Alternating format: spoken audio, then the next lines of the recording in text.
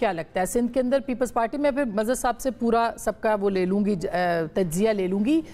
Peoples party Sindh में जीत रही है, कोई एक खुर्शीद साहब जो है उनको कोई जानता भी नहीं था, उन्होंने जीता है, मार्का मारा है, लेकिन फिर साथ ही साथ में आसफा भुट्टो साहिबा के ऊपर भी इल्ज़ामात आयद किए जा रहे हैं कि उनके जो अपोनेंट थे उनको आपने अगवा कर लिया। क्या वाकई पीपल्स पार्टी जो है वहाँ पे इसी तरह से क्लीन स्वीप कर रही है, उसको कोई कंटेस्ट करने वाला, कोई चैलेंज करने वाला नहीं है? हाँ, ऐसी सूरत हाल है और सिंध के अंदर अपोजिशन नहीं है। पीपल्स पार्टी का एक अरसे से वोट बैंक है और ये वो सीट है आसिफा साहिबा की भी जो प्रेसिडेंट साहब की सीट वेकेंट हुई थी। तो पीपल्स पार्टी की रिवायती सीटें हैं ये, ऐसा नहीं है कि पहले कभी कोई और जमात उन हलकों से जीतती चली आ रही हो। तो इतना ज़्यादा डिस्प्यूट, और यकीनन अगर कुछ वाक़यात हैं, रिपोर्ट हुए हैं, उनके फोरम्स मौजूद है, वहाँ पर उनकी इन्वेस्टिगेशन होनी चाहिए, तहकीकात होनी चाहिए। वो हर हारने वाले का हक है, हर जमात का हक है कि वो इल्ज़ामात के साथ सबूत पेश करके उसको अपने केस को मजबूत बनाए। लेकिन जो पंजाब में हो रहा है और ख़ास तौर पे जो सिलेक्शन, कोई इतने ज़्यादा अनएक्सपेक्टेड रिजल्ट्स नहीं है। बहुत ज़्यादा वो सीटें हैं जो जिन पार्टियों ने छोड़ दी उन्होंने ही जीती हैं। जो प्रॉब्लम है या जो हैरानगी की बात है वो ये है कि पीटीआई की जो कन्फ्यूज सियासत है, मैं ठीक है बहुत पॉपुलर लीडर हैं खान साहब, इस पर कोई इनकार नहीं कर सकता, लोग भी वालियाना मोहब्बत करते होंगे, इससे भी इनकार नहीं, लेकिन एक कंफ्यूज सियासत है ना। अब पीटीआई तो इलेक्शन में हिस्सा ही नहीं ले रही, इलेक्शन में हिस्सा ले रही है एसआईसी। तो लोग जो वोटर हैं वो एक अरसे से एक नेगेटिविटी की सियासत देख रहे हैं, स्टेबिलिटी की सियासत नहीं देख रहे हैं खान साहब की तरफ से। और खान साहब को ये सोचना पड़ेगा कि ये ख़त लिखना, ऐसे मौक़ों के ऊपर माशी हालात ऐसे हों, कहीं भी रिकन्सिलिएशन का माहौल नहीं बनाना, तो सियासत इस आइसोलेशन में नहीं होती है। और आइसोलेशन की वजह से लोग भी थक जाएंगे। लोग बहुत अरसे तक, आसमा साहब, एजिटेशन की सियासत खामखा बहुत अरसे तक नहीं होती। और लीडरशिप का हाल आप देख लें पीटीआई का, कि पीटीआई की लीडरशिप में जो कन्फ्यूजन है, जो डिस्पैरिटी है, जो डिफरेंसेस हैं, ये तमाम चीजें भी अब आवाम को आहिस्ता आहिस्ता जो पीटीआई की तरफ राग़िब हुए थे, जो के लॉयल किस्म का फैन बेस था, आइडियोलॉजिकल वर्क करते रज़ा भाई, इतनी जल्दी लोग जो है वो उकता गए हैं, इतनी जल्दी जो है वो ये समझ गए हैं कि इमरान खान साहब जल्दी बाहर नहीं आने वाले, इसलिए वोट डालने की जरूरत नहीं है इतनी जल्दी, क्योंकि या तो प्रो इमरान पॉलिटिक्स है या एंटी इमरान पॉलिटिक्स है, ये तो आप तस्लीम करें इस वक्त पाकिस्तान के अंदर। मैं थोड़ा सा इससे हटके समझता हूँ। ऐसा नहीं कि प्रो आइडियोलॉजी होनी चाहिए। अगर प्रो इमरान एंटी इमरान होगी तो इमरान साहब उसको एग्जॉस्ट कर रहे हैं, वो उसको एग्जॉस्ट करते चला रहे हैं अपने, बहुत लंबे तक नहीं किया जा सकता। आप मुझे बताएं ना, पंजाब में बुज़दार साहब के नाम पे कोई वोट देगा? उनकी कारदगी में यकीनन हम सब बैठे हैं ना, वली साहब भी एग्री करेंगे, उनकी कारदगी में कौन वोट देगा? तो ये अपने मामलात भी देखे ना, कि एक अगर वेव पे राइड करके किसी इलेक्शन में आपको एक पॉपुलर सपोर्ट मिल गई, उसकी XYZ कोई भी रीजन हो, लेकिन वो सस्टेन नहीं करती है। सस्टेन तो आपकी कारकर्दगी, आपकी आइडियोलॉजी, आपका विजन, आपकी रिकंसिलिएशन, आपकी पॉलिटिक्स। अनफॉर्चुनेटली पीटीआई की तरफ से और खान साहब की तरफ से ना रिकंसिलिएशन है ना पॉलिटिक्स, एक एजिटेशनल मामला है, कंटिन्यूस एक एंग्री यंग मैन का मसला है। और मैं इस हवाले से मैं समझता हूँ कि उनको भी अब कहीं ठहर के ये देखना चाहिए कि स्टेबिलिटी इस मुल्क के लिए बहुत इंपॉर्टेंट है। आप देखें ना, प्रेसिडेंट साहब का जो बयान है वो यही है ना कि पोलराइजेशन अब इंतहा को पहुंच चुकी है, और अगर ये पोलराइजेशन बढ़ती चली गई, उसको अभी सीरियसली नहीं लिया। लेकिन आज एक अच्छी बात हुई कि ECL से कुछ नाम जो है वो निकले हैं। मजहर साहब, जो बात अभी रजा अरुण साहब कह रहे हैं, वो ये कह रहे हैं कि रिकंसिलिएशन की तरफ जाना है, लोग थक गए हैं। एग्री करते हैं कि इमरान खान साहब का वोटर नाउमीद है, मायूस है, थक गया है, वो नहीं समझ रहा कि उनके वोट का कोई फायदा है। देखिए, इतनी जल्दी ही जो है वो ओपिनियंस तब्दील नहीं होते, ना राय अम्मा इतनी जल्दी तब्दील होती है। हाँ, ये ज़रूर होता है कि आम इंतखाबात की अपनी एक फ़ज़ा होती है, एक वेव होती है, एक टेम्पो होता है, ये सारी चीज़ें बिल्डअप होती हैं, जल्द से जुलूस हो रहे होते हैं। उसके अंदर वोटर को निकालना निस्बतन ख़ासा आसान होता है। अब पीटीआई जब आम इंतखाबात में गई तो पीटीआई के साथ बहुत सारी डिसएडवांटेजेस थी। वो डिसएडवांटेजेस क्या थी? पहली थी कि उनके लीडर जो है वो पहले नाअहल हुए, फिर सज़ा हो गई, तो वो मेन स्ट्रीम पॉलिटिक्स से एक तरीके से आउट कर दिए गए। दूसरा, फिर उनको जो मेरा ख्याल है उससे भी ज़्यादा का लगा, वो यही था कि उनके जो इलेक्शन सिंबल था वो चला गया उनसे। अब PTI, to be very honest, PTI as an organisation 8 फरवरी को नहीं जीती थी। पीटीआई का वोटर जो है उसने पीटीआई को जिताया। और वो वोटर निकला और उसने निकल के वोट दिया।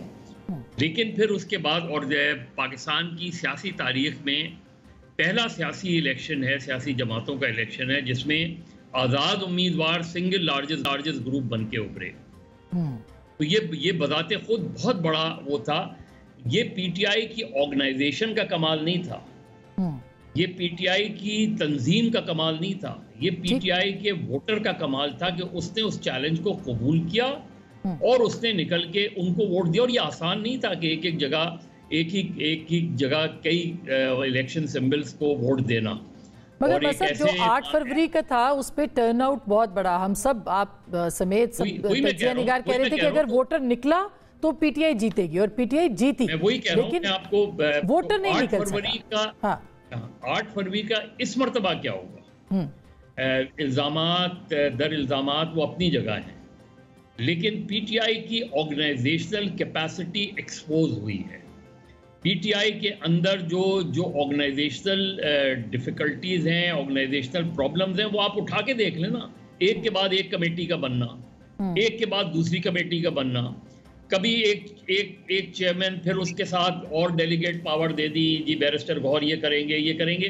तो ऐसा लग रहा है कि PTI central executive committee exist ही नहीं करती। यानी आपने एक कोर कमेटी बनाई, उसके बाद एक एडहॉक कमेटी बनाई, इस तरह पार्टीज नहीं चला करती। ये तो होता है कि आप ए लीडरशिप है, उसके नीचे बी लीडरशिप है, उसके नीचे 3 सी लीडरशिप है। अब कल इलेक्शन हो रहे थे, परसों इलेक्शन हो रहे थे और शेर अफजल मरवत कराची में थे। अब कराची का कोई रेलेवेंस नहीं थी कल। कल तो रेलेवेंस थी कि पंजाब में इलेक्शंस हो रहे हैं, इतने भारी वहां जाए वहां पे फिर बाजोड़ के अंदर, खुद बाजोड़ में आप देखें चाहिए था। तो ये मेरा ख्याल है। और उस वक्त भी पंजाब के अंदर भी जो ऑर्गेनाइजेशनल सेटअप बनाया गया, खुद पंजाब में पीटीआई के लोगों ने उस पर एतराज किया कि जी आपने किन लोगों को पावर डेलीगेट की है। तो एक तो उसका डिसएडवांटेज और उसका असर उस पर पड़ा इलेक्शन में, वो पड़ना था इलेक्शन में उसका असर, और उसकी बाय डिफॉल्ट उसकी जो फायदा है वो पीएमएलएन को हासिल हुआ है और पीपल्स पार्टी को, बल्कि जी पीपल्स पार्टी को। अगर आप मैं अहमद बिलाल महबूब साहब का देख रही थी, चीज आपको और तस्दीक कर दूं, आसमा के खुर्शीद जुनेजो पीपल्स पार्टी के जो लड़काना शहजाद कोर्ट से जीते हैं, वो बहुत एक्सपीरियंस पॉलिटिकल लीडर वर्कर हैं पीपल्स पार्टी के। वो अननोन नेम नहीं है, वो तो कुर्बानी देते रहे पार्टी के दूसरे लोगों लीडरों के लिए। ये एक नेशनल लेवल के ऊपर पहली बार उनका नाम सुना है एक बड़े कॉन्टेस्ट में। वो बहुत वो बेचारा सैक्रिफाइस करता रहता है दूसरों के लिए, तो वो नहीं। लेकिन पीपल्स पार्टी अगेन सिंध में आज तक 30-40 साल से ना पीएमएलएन ने आके सिंध के अंदर काम किया है, ना पीटीआई ने आके सिंध के अंदर काम किया है, ना किसी और जमात ने। तो पीपल्स पार्टी को एक बहुत ही मेजर एडवांटेज है। अनलाइक पंजाब में चीजें तब्दील होती रही हैं।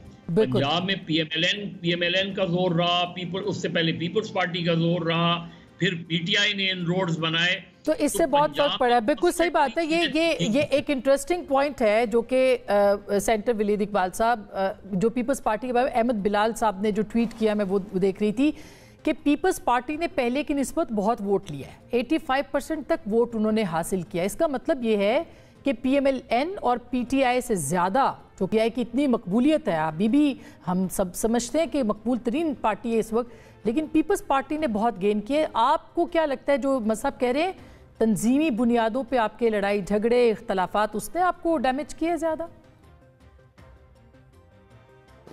नहीं जी, मेरे ख्याल में तो ऐसा कुछ नहीं हुआ।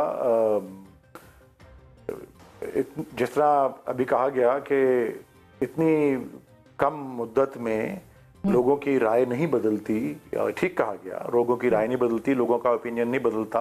लोग जिस तरह आपने तसव्वुर किया कि दिल बर्दाश्ता हो जाते हैं कि हमारे वोट का कोई फ़ायदा नहीं है, इस तरह नहीं होता इतने मुख्तसर से अरसे के अंदर। तो हमारा मौक़िफ़ तो बिल्कुल वाज़ेह है कि इसको सारे को मैनेज और मैनिपुलेट किया गया है। ये पॉपुलर विल के बजाय हमें जिस तरह 8 फरवरी को बड़े वसी पैमाने पर नजर आई और उसके चले बावजूद सरकारी नतीजे में हम को एक बहुत बड़ी एक नशिस्तों का हमें मिला उस पर कामयाबी, लेकिन उसको बहुत ज़्यादा मस्ख या डिस्टॉर्ट किया गया था, और ये वही प्रोसेस जो है, ये जो है 21 अप्रैल को यही जारी रहा। और इससे ज़्यादा मैं नहीं समझता कोई ये तंजीमी चैलेंजेस हमें उस वक्त भी सामना उनका था।